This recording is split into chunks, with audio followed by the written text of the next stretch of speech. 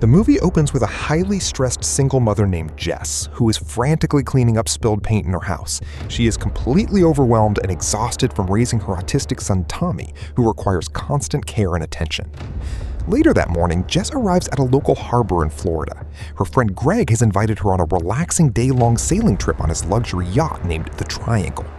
Along for the ride are Greg's wealthy friends, a married couple named Downey and Sally, a young woman named Heather whom they brought to set up with Greg, and Victor, a helpful young man who lives and works with Greg on the docks. When Jess arrives, she looks completely traumatized and dazed, as if she's hiding a deep emotional burden, but she claims she's just tired. As the yacht sails out into the beautiful, deep blue Atlantic Ocean, the atmosphere is initially light and fun. However, Jess suddenly falls into a deep, unnatural sleep and experiences a terrifying nightmare about a deserted beach. When she wakes up, the vibe on the boat completely changes. Out of nowhere, the wind drops to absolute zero, leaving the yacht completely stranded in a dead calm. Suddenly, the sky turns pitch black as a massive, unnatural electrical storm rolls in. Greg tries to call for help on the radio and picks up a bizarre, static-filled distress signal from a screaming woman crying that everyone is being murdered. Before they can investigate, a monstrous tidal wave strikes the triangle, flipping the yacht completely upside down. Heather is dragged into the dark abyss of the ocean and disappears, while Jess, Greg, Victor, Downey, and Sally manage to climb onto the overturned hull of the boat, stranded with no food or water. Hours pass under the scorching sun until a colossal, old-fashioned ocean liner named Aeolus mysteriously emerges from the thick ocean fog. The stranded survivors wave their hands and scream for help. As the massive ship drifts closer, Jess looks up at the deck and distinctly sees a dark silhouette of a person standing by the railing, watching them. The group manages to board the ship through an open side door, but when they step inside, they are met with a chilling, deathly silence. The entire ocean liner is completely abandoned. There are no passengers, no crew, and no signs of life. They begin exploring the maze-like corridors of the ship. Jess is suddenly hit by a massive wave of déjà vu. She turns to Greg and confesses that she recognizes the hallways, the smell, and the structure of the ship, even though she has never been on a cruise in her entire life. They soon discover a grand dining hall. On the table, fresh food is neatly laid out, but the grand clock on the wall has completely stopped at 11:30. Suspicious and uneasy, Greg decides to investigate the upper decks alone, while Victor stays behind with Jess. Suddenly, Victor spots someone running down the hallway and chases after them, leaving Jess entirely isolated in the creepy dining room. Wandering alone, Jess finds her way to the ship's theater room, where she encounters a blood-stained Victor staggering toward her. To her horror, a thick iron rod has been brutally driven into the back of his head. Before he collapses, Victor furiously tries to strangle Jess, acting as if she was the one who attacked him. Terrified, Jess breaks free and runs away, stumbling upon Downey and Sally. Following a trail of blood, they arrive at the upper ballroom, where they find Greg lying dead on the floor from a gunshot wound. Before they can process the horror, a mysterious figure wearing a dirty burlap sack mask and a grease-stained boiler suit steps out from the shadows, wielding a dual-barrel shotgun. The masked killer immediately opens fire, brutally shooting Downey dead. Sally screams and flees into the narrow corridors, with the killer in hot pursuit. Jess runs in the opposite direction, desperately trying to find a weapon. She hears Sally's agonizing screams echo through the ship as the killer corners and stabs her to death. Now, Jess is the only survivor left. The masked killer traps Jess on the open top deck of the ship. Refusing to die, Jess fights back with pure maternal rage. She manages to disarm the killer, and during a brutal physical struggle, she knocks the masked figure over the wooden railing, sending them falling into the roaring ocean below. But right before falling into the water, the killer speaks in a raspy, familiar voice, whispering, "You must kill them. It's the only way to get back to your son." Exhausted and trembling, Jess stands alone on the massive ship, but her relief lasts for only a few seconds. Suddenly, she hears familiar voices shouting from the ocean below. She runs to the railing, looks down, and her heart completely stops. floating in the water is the overturned yacht, the Triangle, again, with her friends Greg, Victor, Downey, Sally, and her past self clinging to it, waving at the cruise ship for help. Jess watches in absolute paralysis as the exact same events repeat. She sees the past version of herself and her friends climb aboard the ship. Jess realizes with sheer horror that she is trapped inside a living, breathing time loop, and she has now become the unseen person watching from the deck. Determined to change the outcome and save her friends this time, Jess sneaks through the shadows of the ship, trying to avoid being seen by her past self. As she runs through the cabin area, she accidentally drops her keys down an elevator shaft. Later, she enters a secluded room and encounters Victor from the new loop. She desperately tries to warn him, telling him that everyone is going to die and that he must not trust anyone. But in her panicked state, she accidentally pushes Victor backward, causing his head to slam brutally into a sharp iron rod sticking out of the wall. Jess is horrified.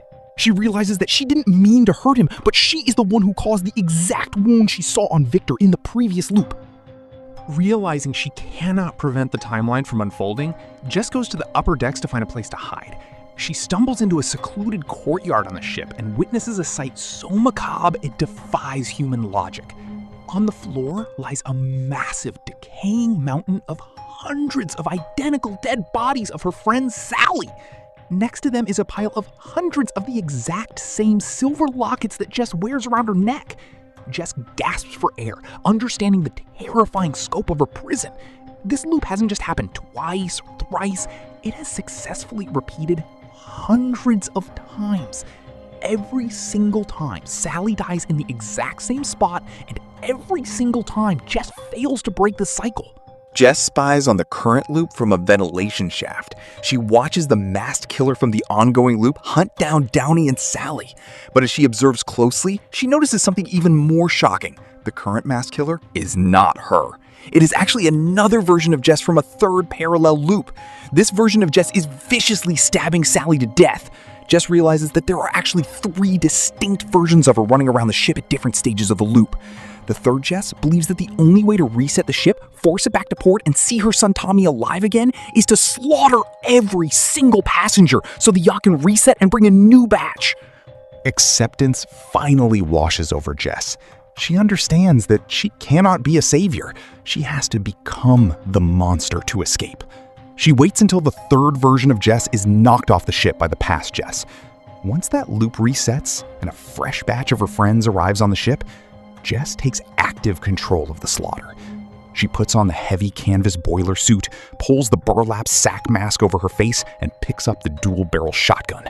She corners Downey and Sally in the cabin, coldly executing them. She hunts her friends through the dark corridors, completely detached from reality, focused entirely on the image of her son Tommy waiting for her at home. Eventually, the timeline catches up to her. Jess, now acting as the masked killer, gets cornered on the top deck by the newest, innocent version of herself that just boarded the ship. They engage in a brutal, bloody fight on the deck. Jess purposely allows her past self to gain the upper hand, knowing this is how the cycle must end on the vessel. The past Jess hits her with an iron axe and shoves her over the railing. Jess falls through the air and crashes into the dark, cold Atlantic Ocean, fully believing that her death on the ship will finally release her soul and send her back to reality. Jess does not die. Instead, she opens her eyes and wakes up washing ashore on a sunny beach near her hometown in Florida.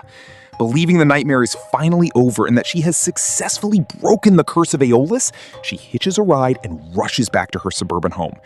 She looks through the living room window and is struck by a wave of intense guilt. She sees her past self screaming in absolute rage at her autistic son Tommy and hitting him for making a mess with paint. Jess realizes that before she ever went on the boat trip, she was a bitter, abusive mother who took out her frustration on her innocent, special needs child. Driven by a desire to correct her mistakes and give Tommy a loving mother, Jess sneaks into the house through the back door. She confronts her abusive past self in the kitchen and brutally kills her, putting her bleeding body inside a heavy canvas sports bag. She cleans up the blood, comforts a crying Tommy, and puts him into the front seat of her car, placing the bag with her own dead body into the trunk. Jess drives down the open highway, promising Tommy that she will take him away to a beautiful place where no one can ever hurt him again. Completely convinced, she has won. As Jess drives, the universe reveals that escape is an illusion. Tommy is crying frantically in the car because he's scared. Jess gets distracted trying to calm him down, gets back in the car and speeds up. A split second later, she loses control and a massive dump truck crashes directly into her vehicle at full speed. The accident is horrific. The car is completely demolished. Passers-by rush to the scene and pull out the dead body of Tommy and the body of the past Jess from the trunk. The crowd believes only 2 people were in the crash.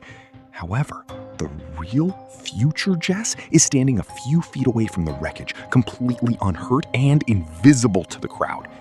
She looks at her dead son's lifeless body on the asphalt and breaks down in absolute, shattering despair. She realizes that her son is dead in this reality and there is no way to bring him back. Suddenly, a mysterious taxi driver pulls up next to her. He looks at her calmly and asks if she wants a ride to the harbor. This driver is a metaphorical representation of Charon, the ferryman from Greek mythology who guides dead souls across the river Styx to the underworld. Jess, unable to accept the reality of her son's death, willingly gets into the taxi. She tells the driver to take her to the port. She walks onto the docks, meets Greg, and boards the Triangle yacht once again. She willfully allows her mind to erase her memories as she falls asleep on the boat, entering the terrifying bloody loop all over again, just for a small chance to see her son alive for a few hours before the slaughter begins. She is trapped in an eternal hell of her own choice.